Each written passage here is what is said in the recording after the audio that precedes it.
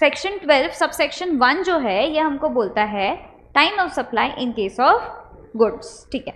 Subsection 2 जो है ये बात करेगा forward charge mechanism, FCM.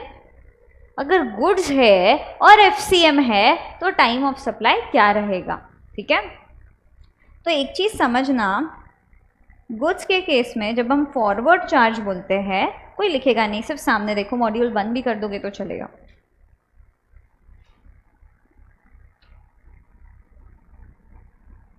Goods के केस में जब हम बोलते हैं फॉरवर्ड चार्ज मैकेनिज्म, मतलब supplier will pay the tax, yes. अगर फॉरवर्ड चार्ज मैकेनिज्म है तो हमने सबसे ज़्यादा इज्जत दिया है इनवॉइस को, ठीक है, सिर्फ in case of goods and that too under forward charge, ठीक है।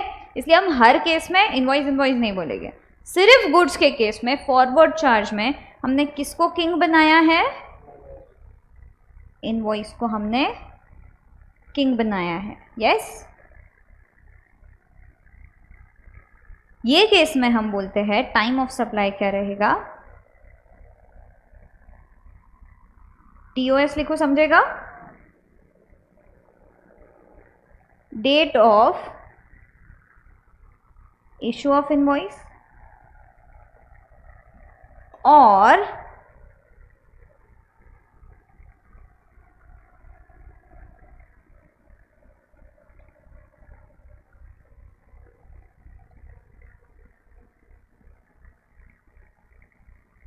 last day to issue the invoice under section 31। अभी ये जो नीचे वाला पोर्शन है ये क्यों आया, तो हमने अगर बोला कि सिर्फ date of issue of invoice will be the time of supply, तो हम तो कभी भी इशू करेंगे इनवॉइस, इसलिए लास्ट डेट देना भी ज़रूरी हुआ। तो जब आपने इशू किया हो तब, या लास्ट डे जब है इशू करने का तब, whichever is earlier will be the time of supply, समझे,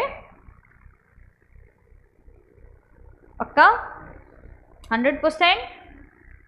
अब हमको क्वेश्चन एक आना चाहिए ये देखने के बाद, सेक्शन 31 में last day to issue the invoice है क्या, समझे, यस। तो लिखे अपन इसको, या पहले समझते हो सेक्शन 31, पहले समझते हो, ठीक है, एक मिनट रुक जाओ फिर।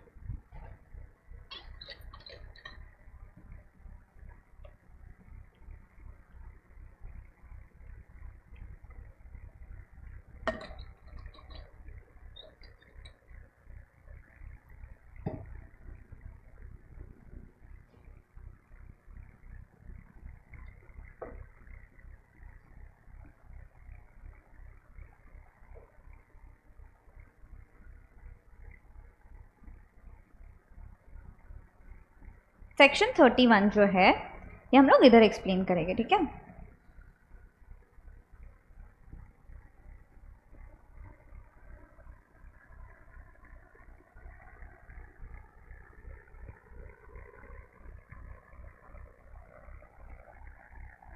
देखे, यस।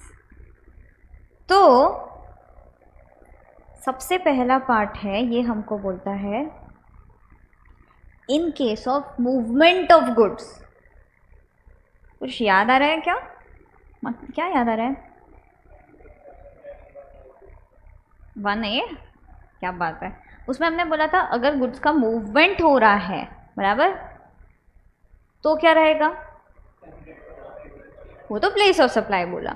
अब वैसे ही ऐसे गुड्स है जिनका मूवमेंट हो रहा है उनको बेचने के लिए, तो उन केसेस में last day to issue the invoice क्या रहेगा, वो दिया है इधर पे। इधर पे बोला है अगर मूवमेंट इन्वॉल्व है तो लास्ट डे रहेगा आपका बिफोर और at the time of removal of goods. जब वो गुड्स आपके दुकान से निकल रहे हैं तब आप इनवॉइस बनाओगे, या जब निकल गए हैं एट दैट टाइम बनाओगे, मतलब निकलने के पहले या eight the time of removal. समझ में आया, पक्का।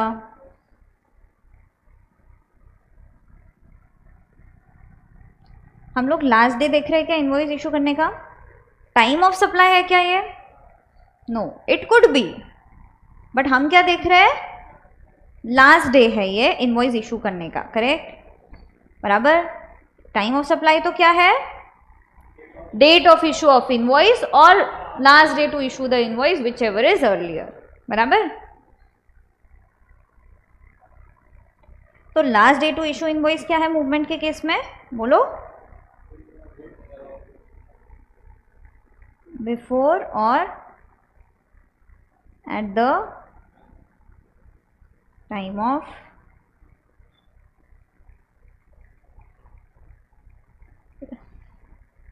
रिमूवल ऑफ गुड्स, बराबर। यस, तब तक आपको क्या करना है, इनवॉइस इशू कर देना है। सेकेंड केस है,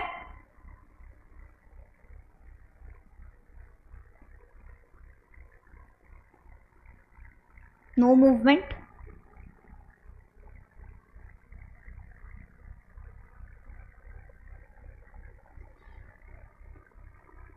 no movement, yes, no movement में क्या होएगा, ऐसे गुड्स है जिनका मूवमेंट नहीं हो रहा है पर वो गुड्स ही है, जैसे हमने फर्नीचर बेच दिया, स्पीकर बेच दिया, जो इधर पे अटैच्ड है और हम किसी को बेच रहे हैं जो सेम जगह पे आने वाले हैं, यस, तो वो नो मूवमेंट में आ गए। तो अगर वैसा केस है तो last day to issue the invoice क्या रहेगा, on or before the delivery और making goods available to the recipient. हमने प्लेस ऑफ सप्लाई में भी डिलीवरी के टाइम देखा था, जहाँ पे डिलीवर किया वहाँ पे, है ना, हाँ।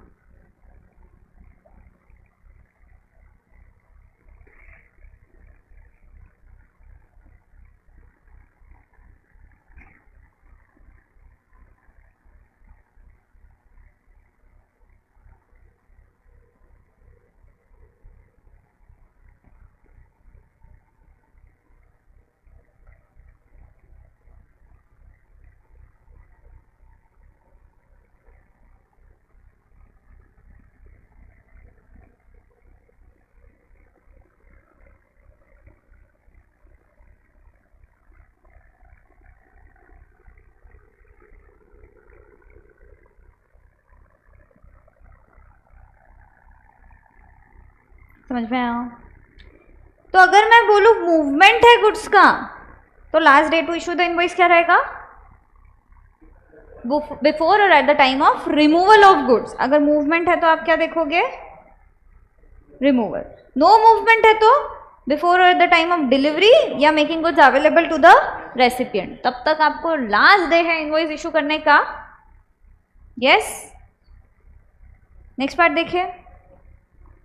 अब हमने है ना एक फर्नीचर का दुकान खोला, ठीक है, और इन्होंने बोला कि हमको ये फर्नीचर रायपुर तक लेके जाना है, बराबर।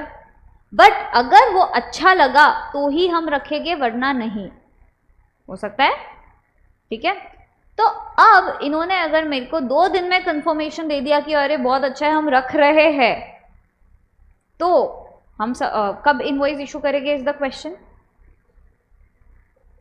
कंफर्मेशन के बाद 2 दिन बाद इनवॉइस इशू करेंगे। पहले से ही तो इनवॉइस नहीं देके भेजेंगे कि अरे बिल ले लो, आपको भरना ही पड़ेगा। वो बोल रहे हैं मैं देखूंगा, यूज करूंगा, अच्छा लगा तो खरीदूंगा। खरीदा है क्या, इनवॉइस इशू करोगे क्या। जब 2 दिन बाद कंफर्मेशन आया तब इनवॉइस इशू होएगा, करेक्ट। अब इनका है ना, मेरे को कंफर्मेशन 1 महीने बाद आया, तो 1 महीने बाद इनवॉइस इशू करूंगी। अगर इनका कंफर्मेशन मेरे को 1 साल बाद आया तो एक प्रिस्क्राइब टाइम होना चाहिए। पता चले 10 साल ये बोल रहे अरे यूज ही करके देख रहा हूँ मैं, अच्छा लगा तो लूंगा, तो गलत हो जाएगा। गवर्नमेंट को अपने साथ गलत हो रहा है उससे मतलब नहीं है, गवर्नमेंट बोलेगा टैक्स नहीं मिल रहा है मेरे को, ठीक है, तो प्रॉब्लम। तो थर्ड जो पार्ट है वो बोलता है इसका सेंट ऑन अप्रूवल बेसिस। तो इनवॉइस आपको कब इशू करना है, जब अप्रूवल आएगा तब, और 6 मंथ्स, ठीक है। प्रिस्क्राइब टाइम है 6 मंथ्स, तो अप्रूवल और 6 months which ever is earlier. समझ में आया, पक्का। तो हम मानेंगे कि 6 महीने जब खत्म हो रहे हैं तब सप्लाई हो गया, ठीक है। हाँ सप्लाई हो गया, टाइम ऑफ सप्लाई तो आ गया, इनवॉइस इशू हो गया, last day to issue the invoice, time of supply ये आ गया। अब अगर उन्होंने रिटर्न कर दिया मुझे 8 महीने बाद, तो फिर क्रेडिट नोट अपन इशू करेंगे सेल्स रिटर्न बता के, समझे। फोर्थ पार्ट जो है ये बोलेगा आपको कंटिन्यूस सप्लाई के केस में आयुष जो इतना फ़ोन पे बात करते हैं, इलेक्ट्रिसिटी जो हम इतना कंज्यूम करते हैं, क्या हर एक यूनिट पे हम बोलते हैं अरे ये लो इलेक्ट्रिसिटी का बिल, ये एक सेकंड पे अरे रुको ये लो बिल, नेक्स्ट सेकंड पे ये लो बिल, क्या हम तुरंत दे रहे हैं क्या ये जगह पे बिल? गुड्स लेके, या हमने सर्विसेज का एग्जाम्पल देखा, जो भी जगह पे, ये तो गुड्स के लिए है बट वो समझना थोड़ा इजी था इसके लिए, तो क्या हम तुरंत बिल दे रहे हैं? नहीं। गैस की है ना अपने यहाँ पे तो वो होता है cylinder, yes LPG cylinder, but कुछ जगह पे ना पाइपलाइंस होती है, तो पाइपलाइन में से आप जितना कंज्यूम करोगे क्वार्टरली बिल आता है, तो उतना बिल आता है, बराबर। क्या एवरी मिनट के बाद, मिनट भी नहीं, एवरी यूनिट कंज्यूम करने के बाद हमको पैसा भरना पड़ता है वो चीज़ का? नहीं। तो ये क्या कंटिन्यूस सप्लाई हुआ, बराबर। तो इसमें तो मूवमेंट भी नहीं है, वो मतलब उसमें भी अपन नहीं बोल सकते रिमूवल के टाइम भरना, तो बहुत मुश्किल हो जाएगा, फिर एक आदमी अपना पैसे भरने को ही रहेगा हर सेकंड पे, बराबर। नो मूवमेंट पे नहीं बोल सकते हम, सेंट ऑन अप्रूवल पे भी नहीं बोल सकते, तो इसके लिए अगला पार्ट है जो है कंटिन्यूस सप्लाई, जहाँ पे कंटिन्यूस सप्लाई है, ठीक है। इलेक्ट्रिसिटी बिल का बिल आता है अपने घर पे, स्टेटमेंट, यस। तो जब आप स्टेटमेंट आपके घर पे आया तब, या जब आपने पेमेंट किया तब, whichever is earlier will be the last day to issue the invoice, तब आपको इनवॉइस आता है बिल रेज होके। एक तो स्टेटमेंट आता है कि आपका इतना इतना इतना इतना बिल है, जैसे ही अपन पेमेंट करते हैं फिर अपने को रिसीट मिलता है, इनवॉइस, यस, ठीक है। तो इस केस में हम बोलेंगे जब कंटिन्यूस सप्लाई है तो date of issue of statement,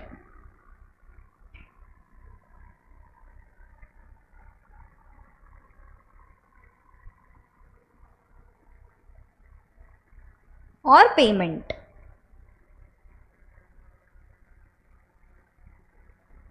as the case में भी है, जो भी हमारे पास इंफॉर्मेशन है वो हम मानेंगे date of issue of invoice है, तब इनवॉइस इशू कर देना है, समझे, यस। सिर्फ इधर ही हम पेमेंट ला रहे हैं, बाकी गुड्स में किधर भी पेमेंट नहीं है क्या? कंटिन्यूस सप्लाई के इनवॉइस के इशू करने में है, बाकी किधर भी नहीं है, बराबर।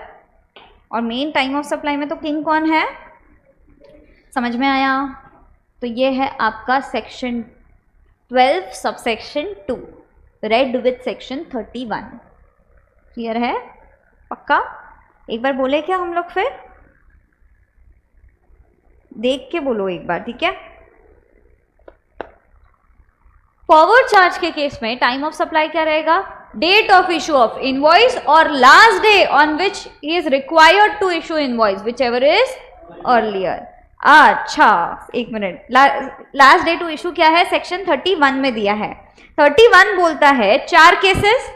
सबसे पहला मूवमेंट के केस में बिफोर और at the time of removal of goods, no movement है तो बिफोर और at the time of delivery और making goods available to the recipient, sent on approval basis, approval or 6 months, whichever is earlier. Continuous supply as the case में भी बिना देखे try करोगे?